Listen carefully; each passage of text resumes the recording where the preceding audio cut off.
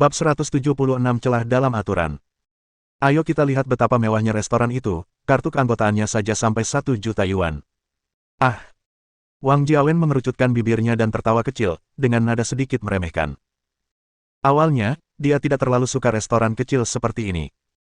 Memang beberapa restoran kecil punya makanan lezat, tapi menjual kartu anggota seharga 1 juta yuan. Benar-benar konyol. Tapi ayahnya membeli 3. Apa mereka hanya membujuknya seperti orang bodoh? Oleh karena itu, Wang Jiawen sangat tidak puas dengan restoran Zhang Han. Yah, setidaknya ayah senang. Ini pertama kalinya dia menghabiskan uang untuk hal-hal seperti itu. Mungkin restoran ini benar-benar istimewa. Suyu, tentu saja, mengenal suaminya dan tahu apa yang dipikirkannya dari ekspresinya. Maka ia pun menasihati. Itu tidak sama. Kalau ayah tertipu, restoran ini pasti dicurigai melakukan penipuan. Wang Jiawen menggelengkan kepalanya pelan sambil membuka pintu restoran untuk masuk. Tiba-tiba bau daging tercium di hidung mereka. His, rasanya lezat. Suyu mengendus udara, dengan sedikit keheranan di matanya. Memang. Ekspresi Wang Jiawen pun berubah, dan tatapan meremehkannya sirna oleh aroma yang tercium. Ia melirik ke sekeliling restoran dan mengangguk pada dirinya sendiri. Ia juga melihat orang tuanya duduk di meja makan di bagian dalam, sementara putrinya sedang menikmati kaki babi dengan lahap. Ini pasti tempat duduk kita. Silakan duduk dulu. Suyu menunjuk ke meja putih di satu sisi. Memem. Wang Jiawen mengangguk dan duduk. Tepat saat ia hendak memanggil pelayan, Wang Qiang di seberang mendengus pelan dan berkata, jangan duduk terlalu cepat. Nasinya ada di meja dapur. Makanlah sendiri. Oh. Ekspresi Wang Jiawen terhenti, lalu dia menghampiri nasi dengan sedikit malu. Saat melewati meja bundar, putrinya, Wang Yihan, mendongak mendengar kata-kata kakeknya. Setelah melihat orang tuanya, ia melambaikan telapak tangannya yang gemuk dan berkata, Ayah, Ibu, kalian juga di sini. Baiklah, kami di sini untuk makan malam bersamamu, kata Wang Jiawen sambil tersenyum tipis. Di saat yang sama, ia merasakan firasat aneh di hatinya. Ia dan istrinya berdiri di depan meja makan yang disediakan untuk orang tua dan putrinya, tetapi orang tuanya bahkan tidak mengundang mereka untuk makan bersama. Putrinya pun demikian. Meskipun aturannya adalah kartu anggota hanya boleh digunakan oleh satu orang, tetap saja ada kebutuhan untuk menunjukkan kepedulian kepada mereka. Meng Meng sedikit terkejut. Ia segera mendongak ke arah dua orang di dekat meja. Karena mereka adalah orang tua dari teman baiknya, ia mengulurkan tangan kecilnya dan menyapa mereka sambil tersenyum. Halo, Tuan dan Nyonya Wang. Saya Meng Meng, teman baru Yihan. Halo, Meng Meng. Kamu sangat cantik dan manis. Setelah melihat wajah mungil Meng Meng yang lembut, mata Suyu berbinar. Ini pertama kalinya ia melihat anak secantik itu. Pipinya yang halus bagaikan putri dalam dongeng. Namun, ia tetap menganggap bayinya yang paling cantik. Tentu saja, Yihan tidak secantik Meng Meng, tetapi putrinya lebih manis. Betapa imutnya Yihan yang montok itu. Halo, Meng Meng. Wang Jiawen menjawab dengan agak acuh tak acuh karena matanya hampir tertuju pada hidangan di meja makan. Semakin dekat, semakin kuat aroma dagingnya. Hal ini membuatnya, seorang pengusaha sukses, menelan ludah diam-diam. Meng Meng, kamu harus makan kaki babi lagi. Enak sekali. Wang Yihan mengabaikan orang tuanya setelah menyapa mereka. Melihat Meng Meng hampir menghabiskan kaki babinya, ia mengambil satu lagi dan memberikannya kepada Meng Meng. Yihan juga harus makan. Ini untukmu. Meng Meng terkikik dan mengambil sisa makanan babi di piring lalu mengirimkannya ke piring Wang Yihan. Hei. Meng Meng, kamu baik sekali, kata Wang Yihan dengan gembira.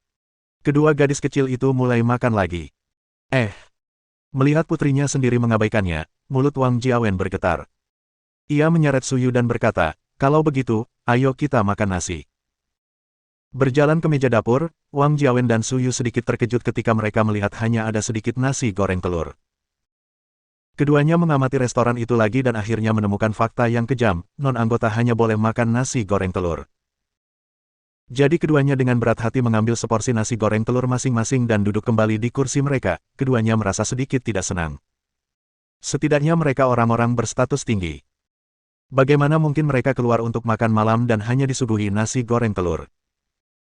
Namun, saat mereka mencicipi suapan pertama nasi goreng telur, mereka terkejut, bingung, sekaligus menikmatinya, sebagaimana pengunjung lainnya. Di tengah-tengah makan, mata mereka berdua kembali tertuju ke meja bundar. Hidangan-hidangan di atas meja sungguh menggoda. Di saat yang sama, keduanya semakin tertekan. Mereka berniat makan malam bersama keluarga, tetapi hanya pasangan muda itu yang tidak berkesempatan menikmati makanan lezat. Mereka tidak punya apa-apa untuk dimakan selain nasi goreng telur. Akhirnya, ketika Wang Yihan selesai memakan kaki babi keduanya, dia menemukan bahwa orang tuanya hanya punya nasi goreng telur untuk dimakan. Oh, oh. Wang Yihan cemberut dan merenung. Ia masih merasa kasihan pada orang tuanya. Karena itu, ia menatap Meng Meng dan berdiskusi dengannya. Meng Meng, apakah aku teman baikmu? Ya.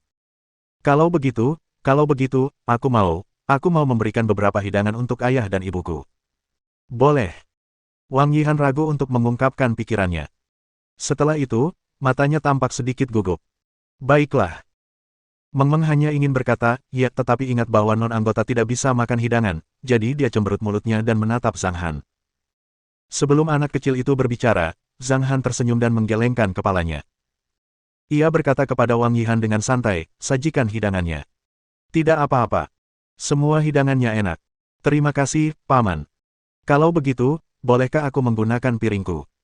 Wang Yihan menunjuk piringnya yang relatif besar dengan gelisah. Hei. Wang Yihan tertawa riang. Ia meraih sumpit dan mencoba mengambil piring-piring, tetapi yang ia dapatkan hanyalah irisan babi masak ganda yang paling dekat. Sayang sekali lengan gadis kecil itu begitu pendek. Melihat ini, Zhang Li tersenyum tipis. Ia mengambil satu set sumpit sekali pakai dan mengambil semua hidangan kecuali sup telur dan tomat. Terima kasih, Bu. Wang Yihan mengucapkan terima kasih, lalu turun dari kursinya dan berlari ke arah Wang Jiawen sambil membawa piringnya.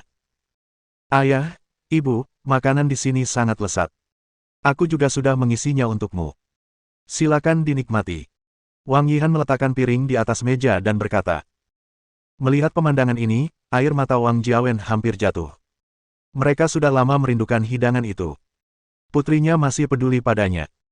Terima kasih, sayang, kata Suyu dengan sangat senang. Setelah hidangan diantar, Wang Yihan menyelesaikan tugasnya, jadi dia berkata, aku akan kembali makan kaki babiku. Lalu dia berlari kembali ke meja bundar. Ha.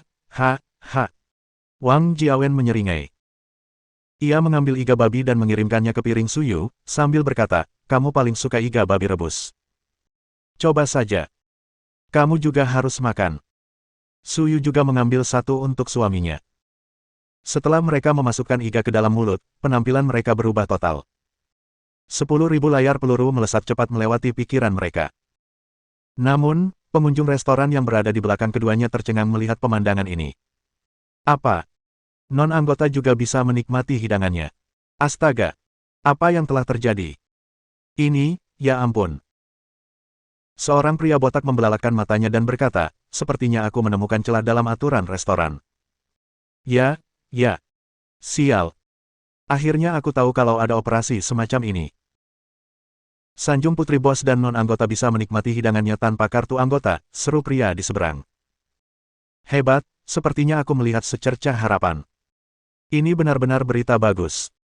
Tidak, aku harus memberitahu teman-temanku. Pria botak itu dengan bersemangat mengeluarkan ponselnya. Namun, lawan mainnya memukulnya tanpa ampun dan berkata, apa gunanya bicara begitu? Kalian, para bujangan tua, bisa menaklukkan seorang gadis kecil. Ah! Pria botak itu menghentikan tangannya, meletakkan ponselnya dan mendesah dengan ekspresi kaku, kau benar. Saat sedang berbicara, ia tiba-tiba melihat ekspresi puas diri temannya, lalu ia berkata dengan marah, apa yang kau banggakan? Kau seperti punya anak saja. Aku sungguh tidak. Temannya menyeringai dan terdiam beberapa detik setelah mengatakan itu. Apa yang dia katakan hampir membuat pria botak itu muntah darah. Tapi adikku sudah. Tidak menyangka. Anak adikku juga berumur 3 tahun. Aku pinjam dulu anak itu sebelum kesini lain kali. Nanti kamu lihat aku menikmati hidangannya. Aku tidak akan memberimu makanan sama sekali, bahkan sup pun tidak, betapapun rakusnya kamu. Sialan, kamu tidak tahu malu. Pria botak itu mengerucutkan bibirnya dan berkata, tapi kalau kita bisa menikmati hidangan di sini, apapun bukan masalah besar. Wajar saja. Kalau aku bisa makan hidangan yang ditawarkan kepada anggota dengan kartu anggota senilai 1 juta, Oh tidak, 10 juta yuan, nanti saat aku pulang, aku akan pamer dengan teman-temanku selama sebulan, kata temannya sambil tertawa. Meminjam anak saja sudah membuatmu bangga. Kau tak perlu menyombongkannya. Kau bisa meminjam anak, kami juga bisa. Mata si botak menyipit. Bagaimana caramu meminjam? Kamu tidak punya kerabat dengan anak-anak di Hong Kong. Siapa bilang kita harus punya saudara? Pria botak itu menyeringai dan berkata, saya punya hubungan baik dengan orang tua beberapa anak di lingkungan saya. Apa salahnya kalau saya mengajak anak-anak mereka makan enak di luar? Sial, kamu lebih tidak tahu malu. Ketika mereka melihat adegan ini, mereka mulai berpikir untuk meminjam seorang anak untuk menyenangkan Meng agar mencicipi hidangan para anggota. Namun, tidak yakin apakah mereka bisa meminjam anak. Makan malam hari ini terasa seperti pengalaman ajaib bagi orang-orang yang telah menikmati seluruh pesta babi. Ketika keluarga Wang pergi, Wang Yihan mengucapkan selamat tinggal kepada Meng dengan enggan. Bahkan Wang Jiawen pun mengubah sikapnya, memegang tangan Zhang Han dengan penuh kasih sayang dan berulang kali berkata, Bung, makananmu adalah yang terenak yang pernah kumakan. Tak ada yang bisa menandinginya. Keanggotaan 1 juta yuan benar-benar sepadan. Yah, hanya saja harganya sudah naik sekarang. Aku masih belum mampu membeli kartu keanggotaan 10 juta yuan. Bagaimana kalau menjualku seharga 1 juta yuan, dan aku akan langsung memesan 5. Untuk ini, Zhang Han hanya menggelengkan kepalanya sedikit. Hal ini juga membuat Wang Jiawen menghela napas lega. Ia memang punya ide itu tadi. Ia ingin sekali membeli beberapa kartu jika harganya 1 juta yuan. Namun, ia harus membeli 10 juta yuan untuk kartu keanggotaan. Harganya tidak semahal itu. Setelah mereka pergi, Zhang Li dan kedua orang kepercayaannya juga pergi satu demi satu, sementara Zhao Feng tetap tinggal di restoran setelah membersihkan. Melihat ini, Zhang Han menggerakkan tangannya dan berkata, kamu tidak perlu terus-menerus di restoran. Tidak apa-apa seperti sebelumnya. Aku akan meneleponmu jika ada sesuatu. Baiklah, bos. Kalau begitu, saya akan kembali dulu dan menyewa rumah di dekat sini besok. Ngomong-ngomong, bos, nomor ponsel saya masih sama seperti sebelumnya. Kalau ada apa-apa, hubungi saya langsung, kata Zhao Feng lalu keluar. Setelah keluar, dia ragu-ragu, mengangkat telepon dan menghubungi telepon Ahu. Panggil semua saudara dan mari kita berkumpul malam ini. Lalu ia langsung menutup telepon dan mendesah pelan. Pesta malam ini mungkin juga akan menjadi pesta perpisahan. Bab 177 terpencil dari dunia seni bela diri. Zhao Feng memasukkan telepon genggamnya ke saku dan menuju ke sisi barat jalan. Markas besar Forever Harmony Association di New Moon Bay terletak di wilayah barat, sekitar setengah jam berjalan kaki. Perjalanan dengan taksi hanya memakan waktu 10 menit, tetapi Zhao Feng tidak ingin naik taksi. Suasana hatinya agak rumit saat ia berjalan perlahan. Saat itu pukul 20.30 dan kehidupan malam Hong Kong baru saja dimulai. New Moon Bay sangat ramai dan terang benderang. Tanpa terik matahari, Zhao Feng merasa sangat sejuk berjalan di jalanan, dengan suhu sedang dan angin laut yang sepoi-sepoi. Ada banyak orang di kedua sisi jalan, menunjukkan suasana kota metropolitan yang makmur. Zhao Feng berjalan di antara kerumunan bagaikan seorang pria berwajah muram yang kesepian dengan ekspresi tenang, tetapi ada sedikit kesedihan di alisnya. Makan malam ini seharusnya menjadi makan malam perpisahan. Zhao Feng menghela napas pelan. Suasana hatinya saat ini sedang rumit. Setelah masalah Tang Zhan selesai, Zhao Feng bebas kembali. Beruntung baginya bertemu dengan gurunya, yang tampaknya, ia pasti sudah mati. Jelas, Tuhan berbaik hati kepadanya dengan memberinya guru seperti ini dan menempuh jalan yang berbeda. Namun, bagi saudara-saudaranya itu, dia hanya bisa mengucapkan maaf. Faktanya, bahkan jika dia tidak mengikuti gurunya, dia harus pergi setelah menangani Tang Zhan. Aku takut Ahu dan saudara-saudara lainnya akan meminumku secara diam-diam. Zhao Feng tersenyum lembut dan mempercepat langkahnya. Dia bukan orang yang sentimental. Meskipun dia harus mengucapkan selamat tinggal kepada saudara-saudaranya, itu tidak berarti mereka tidak akan pernah bertemu lagi. Rasanya seperti ketika dia lulus kuliah, sulit untuk berpisah dengan teman-teman sekamarnya. Namun, mereka masih saling berhubungan dalam kehidupan mereka masing-masing. Kantor pusatnya juga merupakan klub malam kelas atas. Tempat hiburan punya potensi besar untuk menghasilkan uang, belum lagi klub malam dengan transaksi gelap. Tak berlebihan jika disebut surga bagi pria, atau tempat yang memungkinkan pria mengungkapkan nafsunya. Nama klub malam itu adalah Feng Ming. Melihat huruf Feng di papan namanya, orang-orang pun berkata bahwa Zhao Feng ditakdirkan untuk berada di sana. Pada saat ini, lebih dari 20 orang telah berkumpul di lantai 5 Aula Klub Malam. Pada saat yang sama, ada banyak saudara muda yang menangis di setiap kamar atau menelepon saudara lainnya. Cepat kembali ke lantai 5. Kakak Feng akan kembali, dan dia ingin kita semua makan malam-malam ini. Zhao Feng memiliki pengaruh besar di tempat tersebut. Mendengar Kakak Feng memanggil untuk makan malam, semua orang, termasuk mereka yang pergi ke pub atau bar internet, atau bahkan mereka yang tidur dengan perempuan di kamar pribadi, menghentikan kegiatan mereka dan bergegas kembali. 20 menit kemudian, hampir 60 orang berkumpul di aula di lantai 5.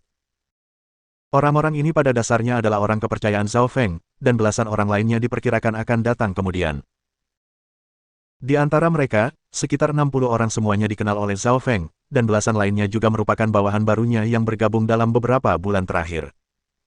Mereka adalah bawahan dekatnya. Jika ditambah yang tidak dekat, jumlahnya akan menjadi ratusan. Tak lama kemudian, aula itu dipenuhi hampir 80 orang, dan ketika jumlah orang bertambah, suasana tampak berisik dan sesak. Diam. Kakak Feng akan segera datang. Ah Hu melambaikan tangan ke arah kerumunan dan berkata ketika ia menyadari waktunya sudah hampir tiba. Ah Hu dan 3 atau 4 orang lainnya termasuk yang pertama mengikuti Zhao Feng. Suara mereka juga lantang di sini. Suaranya jauh lebih pelan saat komentar ini dibuat. Beberapa menit kemudian, pintu lift di lantai 5 berdering dan Zhao Feng perlahan keluar dari dalam. Ini dia datang, Kakak Feng. Kakak Feng. Kakak Feng. Syukurlah. Akhirnya kau kembali. Kami sangat mengkhawatirkanmu. Kakak Feng. Ah Hu terkekeh, mencondongkan tubuh ke depan, dan berkata, semuanya sudah di sini. Aku sudah pesan restoran metropolitan di sebelah. Ayo kita pergi sekarang. Zhao Feng menganggukkan kepalanya mendengar ini, dan matanya mengamati semua orang yang hadir. Tiba-tiba, ia tersenyum lembut, mengangkat tangan kanannya, dan berkata dengan lantang, ayo kita minum jus malam ini. Ayo kita mabuk. Kakak Feng keren sekali. Kerumunan itu pun berteriak. Zhao Feng menggelengkan kepala dan tersenyum. Ia langsung memimpin jalan menuju salah satu sisi tangga. Mereka meninggalkan lantai 5 menuju restoran di sebelahnya. Karena seluruh restoran sudah dipesan oleh Ah Hu, selain staf, merekalah satu-satunya pelanggan di sana. Hampir 80 orang duduk di 6 meja. Di meja Zhao Feng, selain Ah Hu, yang lain juga yang pertama mengikutinya. Kakak Feng, Tuan Tang sudah mati, dan Leng Feng beserta 2 ahli strategi lainnya melarikan diri. Sekarang seluruh asosiasi harmoni abadi sedang berantakan. Wilayah kekuasaan ketiga ahli strategi dan kalajengking itu bagaikan kue lezat yang diincar semua orang, dan mereka bahkan berencana untuk menduduki wilayah kekuasaan orang lain, menjadi Tuan Tang berikutnya. Kurasa ini juga kesempatan kita, kata Ah Hu sambil menyeringai. Ah Hu benar. Seorang pria botak bertato menyesap tehnya, menatap Zhao Feng, dan berkata dengan suara berat, distrik selatan akan segera bergejolak. Aku juga berpikir Kakak Feng adalah kandidat terbaik untuk asosiasi harmoni abadi yang baru. Sekarang Xia San Hao, Dong Tianpeng, dan Ye Han semuanya sedang menatap ke arah sini. Kurasa pilihan terbaik adalah kita membantu Kakak Feng mengambil alih posisi teratas sebelum mereka bergerak. Sekarang Lao Biao dan Meng Wu saja sudah siap membuat masalah, apalagi Dong Tianpeng, yang juga menunggu kesempatan. Saya khawatir beberapa hari kemudian, ketika badai Tangzan mereda, semua orang akan mulai bertindak. Kita juga perlu bersiap sebelum itu. Lao Biao sudah mengklaim bahwa mereka akan menaklukkan Teluk Bulan Baru dalam seminggu. Lao Biao lemah seperti anak kucing. Beraninya dia menyombongkan diri seperti itu. Dia tidak ada apa-apanya dibandingkan dengan Kakak Feng. Jika dia berani datang, kami berani memulangkannya. Petik 2. Orang-orang terlibat dalam diskusi yang seru. Jelas mereka sangat berharap kakak laki-laki mereka bisa menjadi pemimpin baru di distrik selatan. Dalam benak mereka, Zhao Feng sama kuatnya dengan Dong Tianpeng dan Ye Han. Zhao Feng, dengan senyum tipis di mulutnya, terus meminum teh ringan sambil mendengarkan dengan tenang bawahannya. Melihat Zhao Feng tidak menanggapi kata-kata mereka, pria botak itu berkata dengan gelisah. Kakak Feng, tolong beri kami kabar. Kapan kita pindah? Aku akan kembali dan menyiapkan perlengkapanku. Zhao Feng tersenyum dan menggelengkan kepala setelah mendengar kata-kata itu, masih tidak berkata apa-apa. Saat ini para pelayan mulai melayani. Beberapa pelayan menyajikan hidangan bersama-sama dan memenuhi seluruh meja dalam beberapa menit. Aroma masakan pun menghilang, dan banyak adik laki-laki mengambil sumpit mereka. Namun, Zhao Feng sama sekali tidak bergerak. Ia sudah terbiasa dengan masakan Zhang Han dan menganggap masakan orang lain benar-benar hambar. Setelah hidangan terhidang dan bir diletakkan, para bawahan membuka botol-botol bir lokal. Ah Hu menuangkan segelas penuh bir untuk Zhao Feng. Terima kasih, sobat. Zhao Feng tersenyum lembut dan menepuk bahu Ah Hu. Hal ini membuat Ah Hu membeku karena Zhao Feng tidak pernah mengucapkan terima kasih kepadanya selama bertahun-tahun. Hubungan mereka sama sekali tidak membutuhkan dua kata ini, dan pada saat ini, sang kakak justru mengucapkan terima kasih kepadanya, yang menimbulkan firasat buruk di hati Ah Hu. Zhao Feng berdiri sambil tersenyum, mengangkat gelasnya, dan berkata dengan suara yang jelas. Terima kasih semuanya sudah datang ke makan malam ini. Setelah saya hormati. Semua orang mengangkat gelasnya, berteriak, dan meminumnya. Setelah minum satu cangkir, Zhao Feng sendiri mengisi cangkir lainnya, dan ia tidak duduk. Sebaliknya, matanya mengamati kerumunan, berkata, ini cangkir kedua. Untuk kalian semua. Sekalian, saya juga ingin mengumumkan satu hal. Secangkir bir ini, adalah titik akhir bagi Forever Harmony Association dan saya. Mulai sekarang, saya akan pensiun dari dunia bawah tanah, tidak lagi memperjuangkannya. Secangkir bir ini, saya ingin mengucapkan terima kasih atas dukungan kalian selama beberapa tahun terakhir. Setelah mengucapkan kata-kata itu, Zhao Feng menghabiskan semua bir di cangkirnya. Namun, seluruh restoran perlahan-lahan menjadi tenang karena kebisingan itu. Semua orang tercengang dan menatap Zhao Feng dengan tak percaya. Tidak, Kakak Feng, kau tidak bisa melakukan ini. Apa yang harus kami lakukan jika kau pergi? Kakak Feng, apakah kamu berniat meninggalkan kami? Kenapa, Kakak Feng? Setelah menyadari apa yang terjadi, semua bawahan menjadi gelisah. Seluruh restoran kembali riuh. Banyak yang bahkan berdiri dan berbicara dengan keras. Bagaimana mungkin? Ah Hu menggoyangkan tubuhnya dan segera berdiri, wajahnya lebih banyak menangis daripada tersenyum, lalu berkata, Kakak Feng, kau bercanda. Aku tidak bercanda. Zhao Feng melambaikan tangannya. Setelah semua orang terdiam, Zhao Feng mengisi gelasnya dan berkata, dulu aku seorang prajurit senior pasukan khusus. Aku dihukum karena pembunuhan, dan bosku tahu aku dianiaya. Jadi, dia menemukanku dan memintaku untuk menggulingkan Tang San dengan imbalan kebebasanku. Mendengar kata-katanya, seluruh restoran menjadi sunyi senyap. Zhao Feng tersenyum, mengangkat gelasnya, dan berkata, bisa dibilang aku polisi yang menyamar. Sekarang, Tang Zan sudah mati, dan tugasku selesai. Aku sekarang orang bebas yang juga punya bebannya sendiri, jadi kuharap kau bisa mengerti. Selama beberapa tahun terakhir, aku telah membangun hubungan yang kuat denganmu, Ah Hu, Xiao Meng, San Lang, Xiao Ma. Aku tahu nama kalian semua. Aku tahu kau bukan orang jahat, itu sebabnya kita bisa menemani sampai akhir. Sekarang, aku bebas, dan kuharap kau menghormati pilihanku. Minuman ini adalah minuman perpisahan untukku. Ayo kita mulai dari bawah, oke? Setelah kata-kata itu, semua orang perlahan berdiri dan menatap Zhao Feng dengan ekspresi berbeda, tetapi mereka semua tampak sangat tulus. Mata Ah Hu dan beberapa orang lainnya bahkan memerah. Setelah mendengar kata-kata ini, mereka semua terdiam. Kata-kata sederhana itu mengungkapkan kesulitan yang dialami Zhao Feng dalam perjalanannya. Namun, Zhao Feng menganggap mereka sebagai saudara dan itu sudah cukup. Mata Ah Hu berkaca-kaca. Ia mengangkat gelasnya dan berteriak sekeras-kerasnya, gelas bir ini adalah minuman perpisahan untuk Kakak Feng. Untuk Kakak Feng. Untuk Kakak Feng. Untuk Kakak Feng. Semua orang berteriak bersama dan minum bir mereka. Terima kasih, semuanya. Terima kasih atas pengertian kalian. Zhao Feng terkekeh dan berkata, tentu saja, aku tidak bilang akan meninggalkan kalian. Aku hanya di New Moon Bay, dan aku akan bertemu kalian ketika ada waktu. Jadi hari ini, mari kita bersenang-senang dan mabuk-mabukan. Ayo kita mabuk. Para penonton mengangkat gelas mereka dan minum. Bab 178 Kuang Xingtian. Saat itu, semua orang sedang agak lesu. Lagi pula, berita itu terlalu tak terduga bagi mereka. Mata Ah Hu, Xiao Meng, San Lang, dan Xiao Ma memerah, tetapi mereka tidak mengatakan apa-apa. Anggota inti seperti mereka sudah tahu bahwa Zhao Feng adalah seorang penyamar. Awalnya, mereka tidak bisa menerima kabar tersebut, Tetapi ketika mereka mengingat kebaikan Zhao Feng kepada mereka selama bertahun-tahun, kegelisahan di hati mereka perlahan sirna. Terlepas dari apakah dia seorang penyamar atau anggota pasukan lain, mereka mengikuti kakak Feng, bukan identitasnya. Namun, ketika mereka mendengar kata-kata Zhao Feng saat ini, mereka juga terdiam. Sang kakak awalnya datang untuk menjatuhkan Tang San.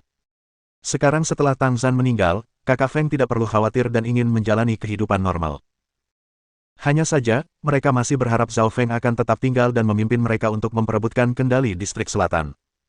Kakak Feng, kau benar. Bahkan jika kau pergi, kau tetap kakakku, dan kita tetap saudara. Untuk kakak Feng. Ahu langsung mengambil sebotol bir dan mulai minum dengan mata merah. Mendeguk.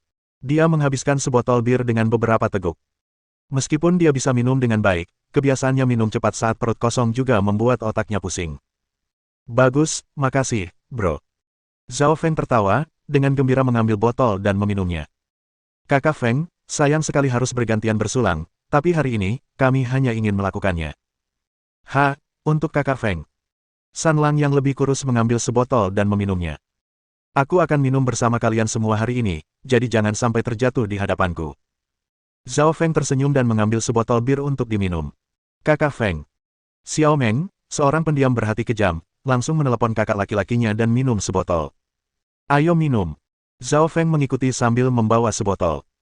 Kakak Feng, apapun yang terjadi, kau juga akan menjadi kakak di masa depan.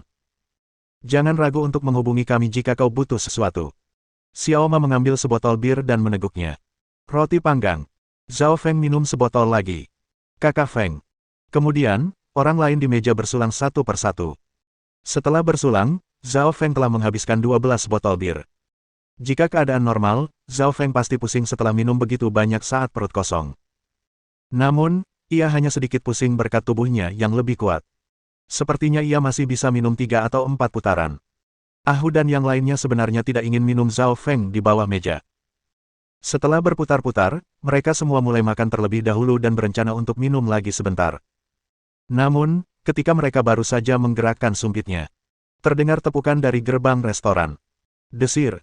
Semua orang menoleh ke arah suara itu dan melihat barisan lebih dari 20 orang melangkah masuk. Salah satu pemimpinnya adalah Gu Chen, yang dulunya memiliki hubungan baik dengan Zhao Feng. Dan Gu Chen lah yang baru saja bertepuk tangan. Sangat meriah. Gila, kenapa kau tidak meneleponku saat makan malam perpisahanmu? Apa kau tidak menganggapku Gu Chen sebagai temanmu? Kata Gu Chen sambil berjalan masuk. Kakak Chen. Kakak Chen. Saat dia mendekat, Ahu dan yang lainnya bangkit dan mengangguk memberi salam. Zhao Feng, di sisi lain, mengambil 2 botol bir dan menyerahkan satu kepada Gu Chen, sambil berkata, ayo kita minum dulu. Gu Chen tersenyum dan menerima botol itu. Keduanya menyentuh botol masing-masing, lalu meneguk isinya. Silakan duduk di sini, kakak Chen. Ahu segera menyerahkan posisinya dan mempersilakan Gu Chen duduk. Pada saat yang sama, ia melambaikan tangan kepada beberapa pelayan yang berdiri agak jauh dengan tatapan malu-malu, sambil berkata, sajikan lebih banyak bir dan hidangan lezat. Saudara-saudara, silakan duduk dan kita semua akan minum bersama hari ini. Lebih dari 20 orang yang mengikuti Gu Chen menemukan 2 meja untuk duduk. Ahu mondar-mandir dan melayani mereka dengan baik. Gila. Gu Chen ragu-ragu sejenak, lalu menatap Zhao Feng dengan serius dan berkata, apakah kamu seorang penyamaran? Aku akan menjadi orang bebas di masa depan, jawab Zhao Feng perlahan. Bagus. Gu Chen mengangguk dan berkata, gila, sebenarnya, kupikir kau bisa memikirkannya.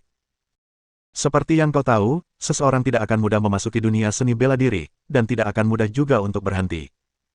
Bagaimana kalau kau bergabung denganku dan menaklukkan distrik selatan bersama-sama? Jangan masukkan aku. Zhao Feng menggelengkan kepalanya sedikit. Jangan buru-buru menolak, pikirkan baik-baik sebelum menjawabku. Gu Chen tersenyum dan menepuk lengan Zhao Feng. Di saat yang sama, ia mengambil segelas bir dengan tangan kanannya dan menyentuh gelas Zhao Feng. Ia berkata, karena identitasmu yang menyamar telah terungkap, beberapa orang tidak peduli, sementara yang lain peduli. Aku khawatir perjamuan malam ini tidak akan semulus itu. Bukan hak mereka untuk memberitahuku apa yang harus kulakukan. Zhao Feng tersenyum tipis, matanya penuh dengan penghinaan. Lao Biao dan Meng Wu tidak selalu bisa menandingi Zhao Feng, apalagi dia jauh lebih kuat dari sebelumnya. Apapun yang terjadi, aku datang ke sini hari ini untuk mendukungmu. Jika Lao Biao dan yang lainnya datang nanti, kita berdua tidak perlu khawatir. Gu Chen menyesap bir lagi. Ekspresinya sama riangnya dengan Zhang Feng. Meskipun Lao Biao dan Meng Wu juga berpengaruh, keduanya lebih berani daripada cerdas, dan sepertinya tidak akan membuat perbedaan besar. Namun, Zhao Feng tidak. Ia tidak ditemukan di bawah Tang Zhan selama beberapa tahun sebagai seorang penyamar. Kesabaran dan pikiran seperti ini tidak dimiliki oleh orang biasa. Karena Zhao Feng mengatakan bahwa ia akan menjadi orang bebas di masa depan, itu berarti ia bukan lagi seorang polisi. Berdasarkan hal ini saja, Bu Chen ingin membujuk Zhao Feng untuk bergabung dengannya. Memang benar ia memiliki kekuatan yang kuat, tetapi, jika Lao Biao dan Meng Wu bekerja sama, ia juga akan sedikit tidak percaya diri. Berkat kerja dapur yang efisien, tak lama kemudian kedua meja lainnya pun terisi penuh dengan hidangan. Efisiensi kerja mereka 2 kali lipat dari biasanya. Manajer yang selalu tegang itu terus-menerus mendesak mereka, dan mereka juga tahu bahwa sekelompok orang di luar tidak mudah ditangani. Ketika makanan baru saja dihidangkan, sekelompok orang tak diundang datang ke pintu. Tidak banyak orang yang datang, sekitar 16 atau 17 orang. Namun, mereka jelas menemukan beberapa mobil Jinbei yang berhenti di depan tempat parkir. Tak diragukan lagi, pasti ada lebih banyak orang daripada jumlah total pengunjung restoran. Kelompok orang yang masuk dipimpin oleh Lao Biao dan Meng Wu serta seorang pria lain berusia sekitar 40 tahun yang mengenakan setelan tunik Cina. Lao Biao, Meng Wu, dan kakak-kakak dari 2 pasukan lain, total 4 orang, dipimpin oleh Lao Biao dan Meng Wu. Namun, keduanya sedikit mundur, dan membiarkan pria berjas tunik Tiongkok itu maju, yang menunjukkan bahwa pria itu pastilah orang yang mereka andalkan. Banyak sekali orangnya, bahkan Bu Chen ada di sini. Haha, sepertinya kalian semua di sini untuk mengantar Crazy pergi. Saat mereka semakin dekat, Meng Wu melangkah maju dan berkata dengan suara sembrono. Crazy Dog, dasar brengsek, bajingan penyamaran yang masih mau pensiun. Apa kau sudah minta pendapatku, gerutu Lao Biao? Kau pikir kau siapa? Kata Ah Hu dengan nada kesal. Tiba-tiba ia berdiri dan memelototi Lao Biao. Tangan kanannya menghunus pisau sepanjang penggaris dari pinggangnya dan menghunjamkannya ke meja makan, sambil berkata dengan dingin, dari mana kau, Jalang? Apa yang kau teriakkan, Jalang? Percaya atau tidak, aku akan membunuhmu. Ekspresi Lao Biao berubah muram. Ia menatap Ah Hu dengan tajam, lalu menatap Zhao Feng dan berkata dengan dingin, anjing gila, apa kau tahu apa yang sedang dilakukan anak buahmu? Aku tidak keberatan ada mayat lagi di depan pintumu besok pagi. Pergi ke neraka.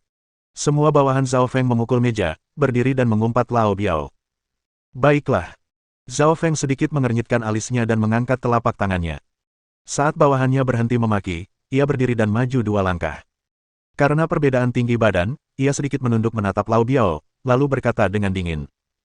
Kalau kalian punya apa-apa malam ini, kalian bisa tarik aturannya. Aku nggak akan kabur. Bagus, kau memang berani. Lao Biao menatap Zhao Feng dan tertawa beberapa kali. Lalu ia menunjuk pria berjas tunik Cina di belakangnya dan berkata, selama kau bertarung dengan pria ini, menang atau kalah, kami akan membiarkanmu pensiun dengan tenang. Jika kau tidak setuju, kupikir saudara-saudara di luar sana. Sebelum Lao Biao menyelesaikan kata-katanya, Zhao Feng mengangguk setuju. Pada saat ini, semua mata tertuju pada pria yang mengenakan setelan tunik Cina. Pria itu berambut cepak, beralis tebal, dan bermata sipit. Wajahnya biasa saja, tampak sangat tidak mengesankan, tetapi semua orang tahu bahwa karena pria itu diundang oleh Lao Biao dan Meng Wu, ia sama sekali tidak biasa. Memikirkan hal ini, mereka semua agak khawatir tentang Zhao Feng. Gu Chen, di sisi lain, sedikit mengernyit dan memperhatikan pria berjas tunik Cina itu dengan saksama.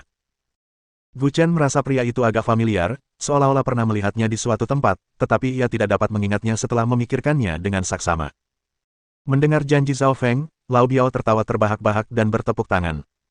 Kalau begitu, ayo, kita beri ruang untuk mereka. Sambil berbicara, Lao Biao memimpin para pria kembali ke samping dan membentuk setengah lingkaran, membuat kedua petarung berdiri di tengah. Zhao Feng juga melirik pria itu beberapa kali, tetapi pria itu tampak tidak tertarik padanya dan tidak mengangkat matanya. Ia langsung mengabaikan Zhao Feng. Oh, ngomong-ngomong, aku lupa memberitahumu, semua orang pernah mendengar tentang pria ini, dia adalah. Setelah mengatakan ini, Lao Biao mencibir dan berkata dengan nada lambat, dan mulutnya dengan tenang melontarkan sebuah nama, Kuang Xingtian. Setelah kata-kata itu, seluruh aula menjadi hening, diikuti oleh suara napas dalam dan desahan. Bagaimana itu mungkin? Itu dia. Ya ampun, itu dia. Kok bisa dia ada di sini? Luar biasa. Apa yang harus kita lakukan? Dia Kuang Xingtian.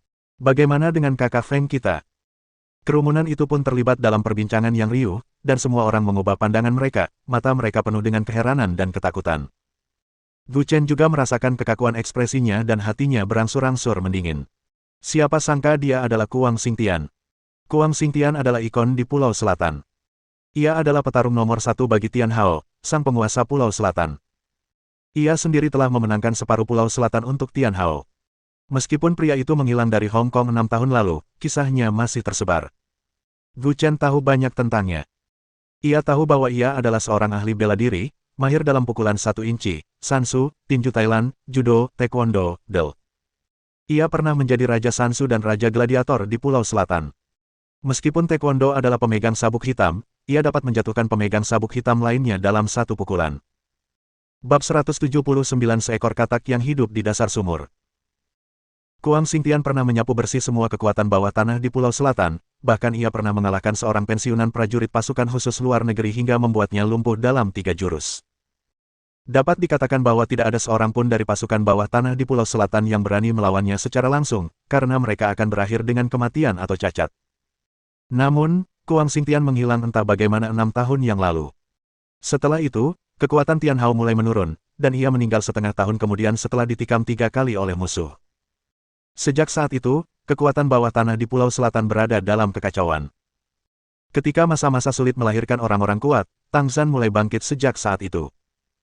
Sekarang, ketika menyadari bahwa orang di hadapan mereka adalah Kuang Xingtian yang legendaris, orang-orang yang hadir merasa sangat terkejut dan takut. Karena Kuang Xingtian adalah orang yang sangat kuat yang membuat yang lemah terdiam dan ketakutan. Bahkan wajah Zhao Feng pun muram, tetapi ia tak gentar, menatap Kuang Xingtian dengan tatapan ingin tahu. Zhao Feng juga terkejut dengan kedatangan pria itu, ia tak menyangka Lao Biao dan Meng Wu akan mengundang raksasa ini. Lao Biao, Meng Wu. Gu Chen juga tidak bisa diam saat ini. Ia berdiri, maju 2 langkah, dan berkata, kalian berdua memang punya beberapa koneksi. Sungguh mengejutkan kalian bisa mengundang Tuan Kuang, tapi... Setelah mengatakan ini, Gu Chen memandang Kuang Xingtian dan menambahkan, karena Tuan Kuang akan datang, tentu saja kami menyambutnya. Kami sudah lama mendengar tentang Tuan Kuang dan sungguh beruntung bertemu dengannya hari ini. Tuan Kuang, bagaimana kalau kita duduk, minum, dan mengobrol? Gu Chen tahu Zhao Feng bukan tandingan Kuang Xingtian, dan satu-satunya pikirannya adalah berbicara dengan Kuang Xingtian. Karena Lao Biao dan Meng Wu bisa mengundang Kuang Xingtian, mereka tentu saja bisa memintanya pergi. Lagi pula, Gu Chen bisa memberikan apapun yang bisa diberikan Lao Biao, tidak lebih dari harta dan uang. Mendengar ini, Lao Biao menyadari niat Gu Chen. Ia tertawa dingin dan berkata, duduk dan minum. Apa yang kau pikirkan? Apa kau takut sekarang? Terintimidasi. Haha, kukatakan saja. Sudah terlambat. Anjing gila tidak mungkin bisa keluar dari tempat ini hari ini. Kutinggalkan kata-kataku di sini. Kalian semua bisa dihitung, termasuk kau, Gu Chen. Siapapun yang berani melawan, silakan berdiri, berkelompok atau sendiri-sendiri, sesukamu. Ahu dan yang lainnya tampak mengerikan ketika mendengar ini. Namun, Kuang Xingtian berdiri di tengah, seperti gunung yang tak tergoyahkan. Hal ini memberi mereka banyak tekanan dan membuat mereka tidak berani bergerak, tetapi, jika benar-benar terjadi perkelahian, mereka tidak akan tinggal diam.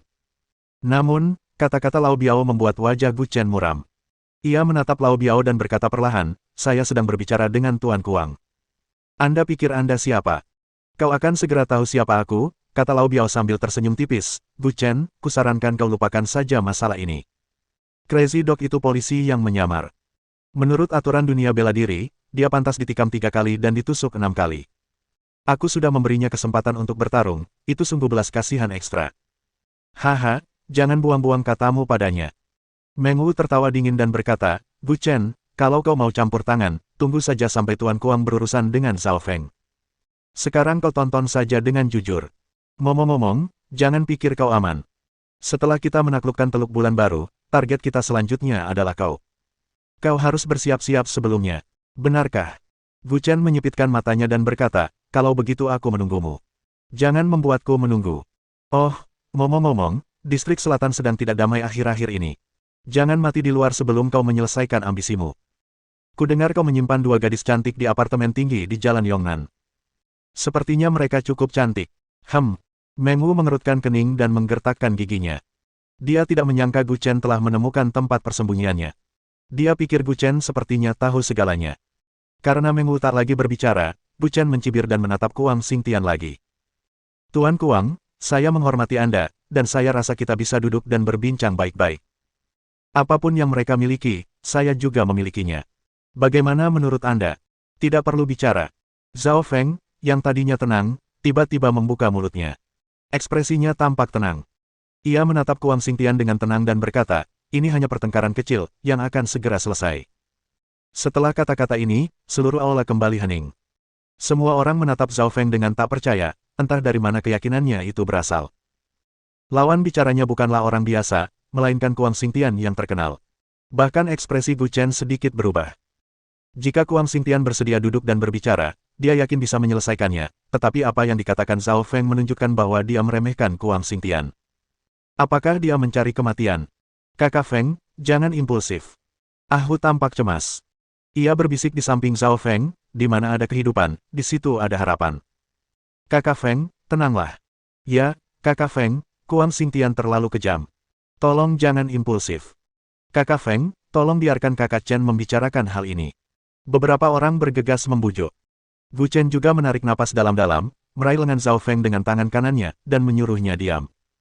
Ia menatap Kuang Xingtian lagi dan berkata, Tuan Kuang. Sebelum dia selesai berbicara, Kuang Xingtian menyela, jangan bicara lagi. Suaranya agak serak. Akhirnya, ia mengangkat kelopak matanya dan menatap Zhao Feng dengan tatapan acuh tak acuh. Ia berkata perlahan, 6 tahun yang lalu, ketika saya membawa beberapa orang untuk menjalankan tugas, seorang penyamar membocorkan keberadaan saya dan meminta tim khusus untuk memburu saya. Saya ditembak 4 kali. Karena itu, saya sangat muak dengan penyamaran. Anda adalah seorang penyamar sekaligus orang yang menembak saya 4 kali saat itu, jadi saya datang ke sini untuk membunuh Anda hari ini.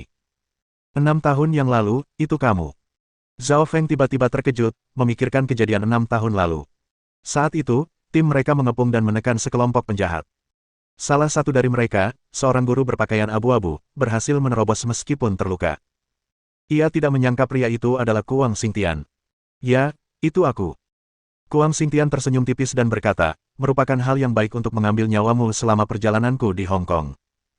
Pernyataan ini membuat staf Zhao Feng, termasuk Bu Chen, benar-benar menjadi tenang. Mereka tidak menyangka Kuang Xingtian ingin membunuh kakak Feng. Awalnya mereka pikir itu bisa dibicarakan, tetapi sekarang tampaknya pasti akan ada pertempuran. Namun, jika mereka bertengkar, apa yang harus dilakukan kakak Feng? Hu dan yang lainnya hanya merasakan jantung mereka berdebar kencang. Saat ini, mereka kebingungan. Benarkah? Zhao Feng kembali tenang dan menggelengkan kepalanya dengan santai. Ia berkata, kalau aku bisa menjatuhkanmu sekali, aku bisa menjatuhkanmu 2 kali. Kau hanyalah manusia beberapa tahun yang lalu. Aku tidak tahu dari mana datangnya kepercayaan diri dan ketenanganmu. Bagus, sangat bagus. Percaya diri itu bagus. Kuang Xingtian menatap Zhao Feng, melangkah setengah langkah ke depan dengan kaki kirinya, dan berdiri dalam posisi yang bisa digunakan untuk menyerang dan bertahan. Kemudian, ia melambaikan tangan kirinya dan berkata, bagaimana aku memanggilmu? Bodoh atau bodoh? Aku mengizinkanmu memainkan 3 gerakan dulu, dan sekarang kau boleh menyerang sesukamu. Adegan ini membuat Lau Biao dan yang lainnya menyipitkan mata. Pertempuran akhirnya akan dimulai. Setelah hari ini, Zhao Feng mungkin harus menghabiskan sisa hidupnya di tempat tidur. Ha. Zhao Feng tertawa terbahak-bahak dan melangkah maju 2 langkah sembarangan. Seekor katak yang hidup di dasar sumur, aku akan memberimu 10 langkah. Melihat ekspresi tenang Zhao Feng, Hu dan yang lainnya menyalakan kembali harapan mereka. Namun, ekspresi ini membuat mata Kuang Xingtian mendingin. Kau bicara padaku. Lalu menurutmu aku sedang bicara dengan siapa? Baiklah kalau begitu. Wajah Kuang Xingtian berubah muram. Tiba-tiba, ia menggerakkan tubuhnya, melangkah maju 3 kali, mengangkat kaki kanannya membentuk radian, dan berjinjit vertikal menendang kepala Zhao Feng. Adegan ini membuat hati orang-orang menegang. Jika seseorang terkena tendangan sekeras ini, kemungkinan besar dia akan langsung terbunuh. Namun, ekspresi Zhao Feng masih datar seperti biasa.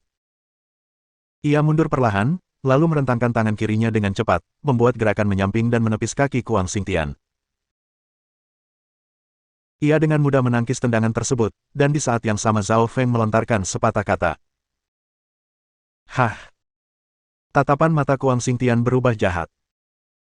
Ia melompat, dengan kaki kirinya memberikan tendangan samping cepat seperti pisau horizontal, yang jauh lebih dahsyat daripada sebelumnya. Alih-alih bersembunyi, Zhao Feng mengulurkan tangan kanannya secepat kilat. Kemudian, ia memanfaatkan kekuatan kaki lawannya dan mengangkatnya dengan lembut, melemparkan Kuang Xingtian ke atas. Bagaimanapun, Kuang Xingtian juga seorang master. Pada saat ini, ia melakukan salto terbalik dengan sisa tenaganya, segera berdiri di tanah, dan langsung melancarkan pukulan. Saat itu matanya sudah agak lelah, tetapi dia tidak berhenti menembak, karena dia lebih suka menjatuhkan musuhnya saat itu juga. Namun Zhao Feng tetap tidak membalas, tetapi hanya bersembunyi atau menangkis untuk membela diri. Saat pertempuran berlanjut, Lao Biao dan orang lain mengubah penampilan mereka. Sial, kenapa Kuang Xingtian tampak meronta-ronta? Dia bahkan belum menyentuh pakaian Zhao Feng. Apa yang terjadi? Di sisi lain, Ahu dan yang lainnya tampak sangat bersemangat. Sepertinya kakak mereka sangat berharap untuk menang. Namun, mereka masih meremehkan Zhao Feng yang sekarang. Pada jurus ke-10, Zhao Feng melaporkan angkanya terlebih dahulu menghadapi pukulan berat Kuang Xingtian. Pada saat yang sama, ia mengulurkan tangan kanannya dan menangkap tinju Kuang Xingtian. Kau! Kuang Xingtian menarik lengannya kuat-kuat, hanya untuk menyadari bahwa tinjunya tak bisa ditarik keluar. Wajahnya memucat karena terkejut dan takjub, bagaimana mungkin? Tidak ada yang mustahil. Zhao Feng tersenyum tipis dan berkata, seperti yang kukatakan, kau hanyalah seekor katak yang hidup di dasar sumur. Sekarang, aku akan melawan. Setelah mengucapkan kata-kata ini, Zhao Feng memegang erat tangan kanannya. Tiba-tiba terdengar suara dua tulang patah dari arah telapak tangannya. Kuang Xingtian tampak tercengang. Lao Biao dan yang lainnya tampak takjub, sementara Ahu dan yang lainnya tampak bersemangat. Zhao Feng mengangkat kakinya sendiri. Suara mendesing. Dia langsung memberikan tendangan cepat ke perut Kuang Xingtian. Bang! Seluruh tubuh Kuang Xingtian terpental, tetapi karena Zhao Feng meraih telapak tangannya, ia pun bangkit. Zhao Feng menyipitkan matanya, meraih tangan Kuang Xingtian, dan mengayunkannya. Ledakan. Kuang Xingtian terbanting ke tanah setelah satu ronde. Suaranya yang menggetarkan jantung membuat orang-orang berpikir bahwa ia akan menderita luka dalam yang parah meskipun ia selamat. Ditambah dengan trauma, Kuang Xingtian pasti akan celaka. Puff, ehem. Kuang Xingtian tiba-tiba memuntahkan seteguk darah. Ia menatap Zhao Feng dengan tatapan kosong dan berkata dengan suara berat, ini tidak mungkin. Sebelum dia menyelesaikan kata-katanya, kelopak matanya bergetar dan dia pun pingsan. Haha. Zhao Feng tersenyum tipis. Sensasi melempar orang itu sungguh luar biasa. Dahei memang jago mainnya. Kepercayaanmu. Aku akan mengembalikannya padamu. Zhao Feng menendang tubuh Kuang Xingtian ke depan Lao Biao dan yang lainnya. Pada saat ini, seluruh kerumunan tercengang. Awalnya mereka mengira ini akan menjadi pertarungan yang sangat sulit. Namun, tanpa diduga, Kuang Xingtian yang terkenal itu dengan mudah dikalahkan oleh Zhao Feng. Gila, kapan kakak Feng jadi sekeren ini? Itu kan Kuang Xingtian, bukan siapa-siapa. Sekarang, apakah ada hal lain yang ingin kau katakan? Zhao Feng tiba-tiba melangkah ke arah Lao Biao dan berkata sambil berjalan. Melihat aksinya, Lao Biao dan lebih dari 20 orang lainnya mengubah ekspresi mereka, dan tubuh mereka terdorong mundur beberapa langkah. Banyak yang bahkan menyentuh punggung bawah mereka karena takut dan stres. Gila, Zhao Feng, kau. Lao Biao tidak tahu harus berkata apa, menatap Zhao Feng dengan mata penuh keheranan. Bukan hanya dia, Meng Hu dan yang lainnya juga sangat terkejut. Kuang Xingtian selalu menjadi raja pertempuran di hati mereka. Namun, sekarang dia dikalahkan oleh Zhao Feng. Apakah ini lelucon? Mereka terlalu terkejut dan syok dengan situasi yang tidak terduga itu, dan mereka merasa sedikit pusing. Saya bertanya lagi, apakah ada hal lain yang ingin Anda jelaskan sekarang? Tidakkah Anda mengerti? Zhao Feng mengangkat alisnya. Melihat ini, wajah Lao Biao memerah dan pucat. Sesaat kemudian, ia menggertakkan gigi dan berkata, gila, kerjamu bagus sekali hari ini. Kita menyerah. Ayo pergi. Apakah aku membiarkanmu pergi? Saat mereka hendak bergerak, Zhao Feng berkata dengan dingin. Tubuh Lao Biao membeku. Ia menoleh dan tampak pucat, atau kau ingin kami tinggal? Zhao Feng mengabaikan kata-kata Lao Biao, hanya menatapnya dengan tenang. Otot-otot wajah Lao Biao bergetar, dan akhirnya ia menggertakkan gigi dan berkata, kami tidak keberatan kamu pensiun dari dunia seni bela diri. Mulai sekarang, kita akan jalan sendiri. Pernyataan ini menunjukkan bahwa ia tidak lagi mempermasalahkan pengunduran diri Zhao Feng dari pasukan bawah tanah. Apapun keluhannya, mengganggu kedamaian orang lain di masa mendatang akan dikritik di lingkaran tersebut. Bagaimanapun, mereka telah mencapai tujuan mereka malam ini, meskipun berbeda dari yang diharapkan. Gu Chen tidak memiliki sekutu, dan kemudian mereka dapat mengalahkan musuh mereka satu persatu. Tanpa Zhao Feng, mereka yakin dapat menumbangkan kelompok yang besar itu. Setelah Zhao Feng mendengar apa yang dikatakan Biao Tua, dia tidak mengatakan apa-apa dan berbalik ke arah meja. Lao Biao dan yang lainnya membawa Kuang Xingtian yang terluka parah dan bergegas pergi. Kakak Feng sungguh hebat. Kakak Feng hebat sekali. Tak terkalahkan.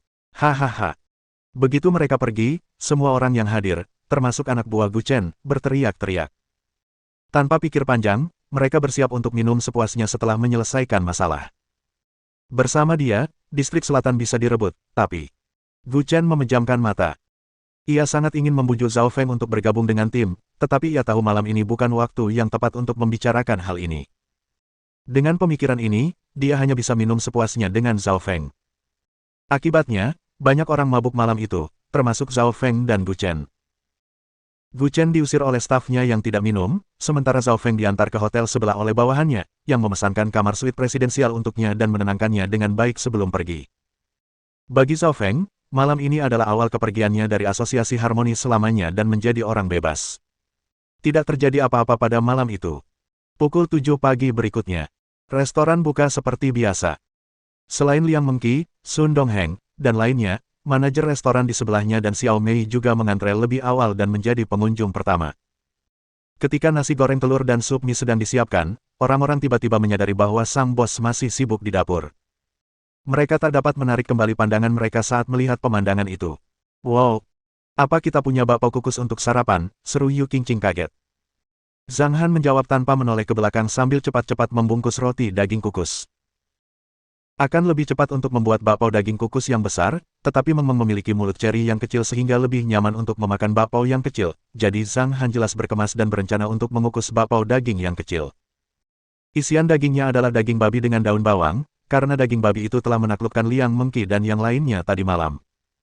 Selain itu, daun bawang yang empuk dipetik langsung dari Gunung Bulan Baru.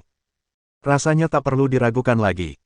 Zhang Han hanya butuh 5 menit untuk menyelesaikan 2 lembar roti kecil. Sepertinya jumlahnya hampir 100 lembar. Zhang Han memasukkan bakpao ke dalam pengukus bambu dan membuka kedua bangku masak.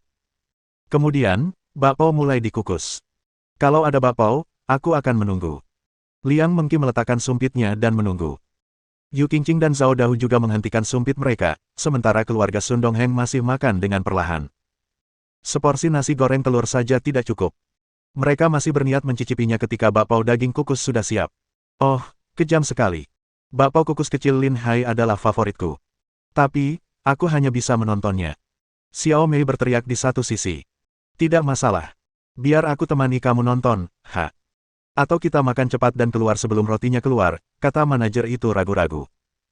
Di satu sisi, ia ingin melihat bakpao kukus seperti apa yang akan dibuat bosnya. Di sisi lain, ia juga ingin pergi dari sini tanpa harus menahan air liur. Saat ini, suasana hatinya sedang kacau. Bab 180 manfaat bagi non-anggota. Mendengar ini, Xiao Mei mengangguk dalam. Sungguh menyakitkan untuk menikmati sajian visual bukannya santapan lesat. Ia juga pernah mengalami hal serupa beberapa kali. Setelah semangkuk nasi goreng telur, ia merasa kurang kenyang, tetapi enggan menghabiskan 300 yuan untuk membeli lagi. Di saat yang sama, ia juga ingin sekali makan daging, tetapi ketika kembali ke restorannya dan menikmati daging, ia merasa sangat hambar. Terkadang, ia bahkan teringat daging di restoran sebelah dan mulai mengeluarkan air liur. Lagi pula, menghilangkan dahaga dengan memikirkan buah plum tidak akan begitu membantu. Karena itu, Xiao Mei dan manajer makan sedikit lebih cepat. Setelah makan dan minum segelas susu, mereka bersiap untuk pergi. Ketika mereka bangun, bakpao kukus sudah matang. Zhang Han meletakkan pengukus di meja dapur dan membuka laci berisi bakpao kukus. Semburan udara panas mengepul. Lalu, bau harum roti daging tercium kuat. Manajer itu mencium aroma bakpao yang kuat, dan perutnya berbunyi 2 kali tanpa sadar. Ia menggelengkan kepala sambil tersenyum masam dan melangkah lebih cepat. Baunya enak sekali. Papa, ayo kita makan sekarang. Tepat pada saat ini, kartun itu berakhir, jadi putri kecil itu mematikan TV, meletakkan remote kontrol di sofa sesuka hati, berbalik dan berkata kepada Zhang Han dengan suara seperti susu. Ya, kata Zhang Han sambil terkekeh. Baiklah, saatnya makan. Meng Meng bersorak gembira. Liang Mengqi dan yang lainnya berdiri dan membungkuk, siap mengambil bakpao kecil. Rasanya mereka telah menunggu bertahun-tahun dalam beberapa menit ini. Baunya manis sekali. Rasanya pasti lebih enak. Bos, kamu luar biasa. Aku sangat mengagumimu. Pasti senang sekali bisa jadi pacarmu. Liang Mengki tersenyum gembira dan berkata. Sambil berbicara, dia mengambil sekitar selusin roti daging kukus kecil dengan sumpitnya. Bakpao kukusnya memang kecil, tetapi ukurannya masih satu lingkaran lebih besar daripada bakpao kukus Lin Hai asli. Selain itu, pengukusnya dibeli oleh Liang Mengki, dan merupakan jenis yang paling besar. Setiap laci berisi sekitar 20 bakpao kukus, dengan total 16 laci. Umumnya, 10 bakpao kukus cukup untuk satu orang, tetapi hanya cukup untuk sekitar 30 orang. Ada sekitar 20 orang yang antre di luar. Karena mereka datang lebih awal, hampir semua orang bisa mencicipi bakpao dagingnya. Namun, mereka tidak tahu. Karena mereka sudah terbiasa dengan nasi goreng telur dan sup mie, mereka mengira bakpao daging hanya untuk anggota. Hanya langkah cepat sang manajer dan Xiao Mei yang membuktikan bahwa mereka tidak mengetahuinya. Sambil menyajikan bakpao, Zhang Han juga memperhatikan keduanya bergegas keluar. Setelah memikirkannya, Zhang Han merasa perlu mengingatkan mereka karena manajernya sangat antusias dan membantu menyembelih ayam, angsa, dan babi. Jadi, ketika tangan manajer itu baru saja menyentuh gagang pintu, mereka mendengar suara yang bagi mereka seperti mimpi. Yang bukan member juga bisa menikmati roti daging kukus ini. Manajer itu tiba-tiba tersedak air liurnya sendiri. Matanya terbelalak dan pikirannya dipenuhi kata-kata, yang bukan anggota juga boleh makan bakpao daging kukus ini. Pada saat ini, jantung sang manajer berdebar kencang, dan dia akhirnya merasakan kebaikan dari sang bos. Ya ampun. Setelah menunggu sekian lama, akhirnya aku bisa makan daging. Walau bukan jamuan daging babi utuh seperti kemarin, roti isi daging cincang ini juga enak. Manajer itu segera menghentikan langkahnya, dan ketika melihat dua orang di pintu yang hendak masuk, manajer itu dengan cepat berkata, "Tunggu, Bung, maaf. Kita belum selesai. Tunggu sebentar. Kalian belum selesai makan?" tanya salah satu dari mereka dengan ragu. "Piring kalian semua kosong, dan kalian tidak mau keluar dari restoran ini." Itu salah paham. Manajer itu buru-buru berkata, "Kaki kami hanya kram, jadi kami mencoba meregangkan badan." "Maaf, sebaiknya Anda menunggu sebentar." "Tidak apa-apa. Ini benar-benar, kaki dua orang kram bersamaan." Kedua orang itu kembali berbaris dengan ekspresi tak bisa berkata-kata. Namun, keempat orang lainnya yang sedang makan menyeringai kepada manajer. Mereka menganggap pria itu sangat lucu karena berbohong tanpa rasa malu. Namun, perhatian mereka juga terfokus pada roti kukus kecil yang tersedia bagi mereka.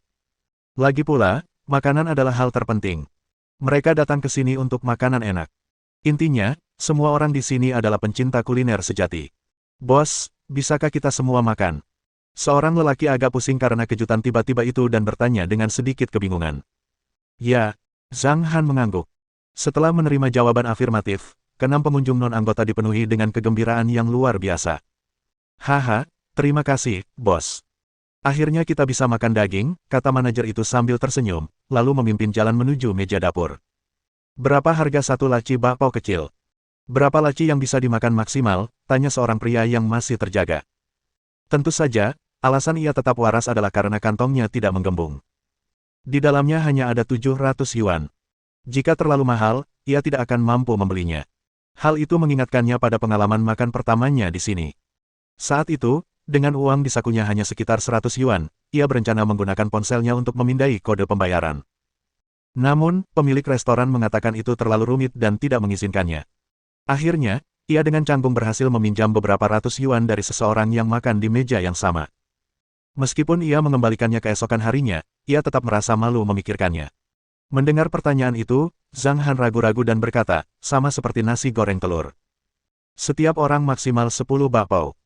Ini berarti mereka juga bisa mengambil 8 atau 9, tetapi Zhang Han berpikir bahwa setiap orang akan mengambil paling banyak. Bagi para pecinta kuliner, meskipun sudah kenyang, mereka tidak dapat menahan mulut dan harus makan sampai tidak sanggup lagi makan sesuap pun. Tak masalah jika kita sedikit kekenyangan. Makanan asli memang mudah dicerna. Namun, jika terlalu banyak, perut pun akan terasa berat. Namun, masih ada beberapa orang yang cenderung makan berlebihan. Semua orang mengambil 10 bakpao daging. Ketika mereka kembali duduk di meja, sang manajer mengambil sumpitnya terlebih dahulu. Ia mengambil satu bakpao daging dan menggigit kulitnya. Tiba-tiba, aroma daging yang kaya menguar dan memenuhi hidungnya. Aromanya benar-benar autentik, keren. Manajer itu memujinya, lalu memasukkan roti isi daging ke dalam mulutnya. Roti isi kukus itu tidak terlalu kecil, sehingga memenuhi mulutnya, tetapi ia menikmati sensasi ini. Kulit roti yang kenyal dan rasa daging yang lezat memenuhi seluruh mulutnya dan membuatnya mabuk. Dan Xiao Mei di sisi yang berlawanan, juga meniru manajernya dengan tiba-tiba menjepit seluruh roti kukus isi ke dalam mulutnya. Oh, wah, wah. Roti kukus isi itu masih agak panas, membuatnya tersentak dan ia bahkan mengangkat telapak tangannya untuk mengipasi mulutnya, tetapi itu tidak terlalu membantu mendinginkannya. Awalnya, ia tidak menyadari rasa spesifiknya karena panas. Ketika mulutnya terbiasa dengan suhu itu, ia merasakan aroma daging yang kuat. Wah, enak, enak. Akhirnya, ia menghabiskan roti pertama. Saat menyantap roti kedua, Xiao Mei jauh lebih berhati-hati. Ia menggigit kulit roti terlebih dahulu dan mengembuskannya 2 kali. Saat menggigit lagi, ia merasakan aroma daging dan tepung yang menyatu, memberinya kenikmatan yang nikmat. Kalau saja ada sedikit minyak cabai dan cuka matang. Melihat meja kosong, Xiao Mei sedikit menyesal. Kalau di restoran lain, dia pasti sudah memesannya, tapi di restoran ini, dia masih agak pendiam. Sarapan hari ini merupakan berkah yang amat besar bagi para pengunjung yang bukan anggota. Sementara itu, di markas polisi di distrik selatan. Di kantor sutradara Dong Xiangchuan, selain sang sutradara sendiri, ada seorang pria berwajah muram mengenakan pakaian kasual hitam. Pria itu memiliki potongan rambut cepak dan mata elang, tampak sangat maskulin. Dia adalah mantan Kapten Zhao Feng, Instruktur Liu. Pada titik ini, Instruktur Liu, yang selalu tenang dalam menghadapi tantangan apapun, melihat video pengawasan yang diputar di komputer laptopnya dan wajahnya berubah total. Setelah menonton seluruh video, wajahnya menjadi serius. Instruktur Liu, saya sudah melaporkan masalah ini ke Biro Keamanan, dan saya tidak berani menyembunyikannya, kata Dong Xiangchuan sambil tersenyum kecut. Dia memiliki hubungan baik dengan Instruktur Liu, tetapi dia benar-benar tidak bisa dan tidak berani menyimpan masalah ini, karena ini melibatkan dunia seni bela diri, dan dia harus melapor ke Biro Keamanan. Karena orang-orang di dunia seni bela diri terlalu kuat, hanya Biro Keamanan yang memiliki kekuatan untuk mengendalikan mereka. Setelah mendengar kata-kata itu, Instruktur Liu sedikit menggelengkan kepalanya, dan dia melontarkan beberapa kata. Tokoh Wu Dao. Mereka kebal. Tentu saja, aku benar-benar tidak tahu dari mana orang itu berasal, Dong Xiangchuan mendesah berulang kali. Dia memang seorang master, sangat mengesankan. Saya khawatir dia bisa mengalahkan saya dalam 3 gerakan, kata Instruktur Liu tegas. Dia merasa sangat terkejut. Dia tidak menyangka akan bertemu dengan seorang Master Wu Dao di sini. Mendengar ini, Dong Xiangchuan juga terkejut. Ia segera berkata, Instruktur Liu, bahkan Anda bukan lawannya. Seberapa hebat dia? Tingkatan dunia Wu Dao sangat jelas. Terbagi menjadi 3 tahap, yaitu kekuatan jelas, kekuatan batin, dan kekuatan puncak. Untuk kekuatan jelas, ini adalah penggunaan tinju. Ini semacam latihan kungfu horizontal, yang mengejar kekakuan. Kekuatan batin adalah memukul dengan siku bawah. Ini memiliki kekuatan tanpa batas dan merupakan semacam kekuatan lunak. Kekuatan puncak adalah kombinasi kekerasan dan kelembutan. Keterampilan ini membutuhkan kendali penuh atas kekuatan. Ketika seseorang menguasai kekuatan otot kekuatan jelas, ia dapat beralih ke latihan kekuatan batin. Setelah ia menguasai jiwa kekuatan batin dan mahir dalam kelembutan, ia akan mulai memahami kekuatan puncak. Akhir dari kekuatan batin adalah awal dari kekuatan puncak. Instruktur Liu menjelaskan, tanpa peduli apakah Dong Xiangchuan mengerti atau tidak. Ia menambahkan, orang biasa mungkin tidak dapat mencapai kekuatan obvious meskipun mereka berlatih seumur hidup. Namun, orang berbakat pada akhirnya dapat mencapai keterampilan ini dalam 10 tahun. Dari kekuatan obvious hingga kekuatan batin, mereka membutuhkan bakat untuk memahaminya. Sedangkan untuk kekuatan puncak, itu sangat sulit. Seorang Grandmaster kekuatan puncak mahir dalam kekerasan dan kelembutan. Dia setenang perawan dan selincah kelinci yang berlari. Dia sungguh kuat. Dong Xiangchuan mendengarkan dengan linglung dan tidak tahu arti spesifiknya, jadi dia menyela, lalu, level apa orang kuat itu? Dari segi kekuatan, dia tampak seperti ahli kekuatan jelas, menggunakan kekuatan maskulin, tetapi kekuatannya tampaknya luar biasa kuat. Dari kelembutan kulitnya, dia telah menguasai metode latihan kekuatan kulit, yang digunakan untuk bertahan melawan peluru dan senjata api. Jelas, dia memiliki beberapa metode latihan tubuh tingkat tinggi, yang sungguh luar biasa. Dari sudut pandang komprehensif, dia mungkin ahli kekuatan puncak. Dong Xiangchuan membeku. Kalau begitu, kekuatan puncak. Kenapa, mungkin? Mohon dukungan dari omom ante-ante sekalian, buat subscribe atau sharekan novel Mimin ke Facebook kalian, agar channel Mimin bisa terus berkembang. Dengan begitu, Mimin bisa lebih semangat untuk up novel seru lain ke depannya. Sekiranya ada kebutuhan buat subbag, silakan inbox Mimin atau tuliskan di kolom komentar. Mimin dulukan dengan ucapan terima kasih.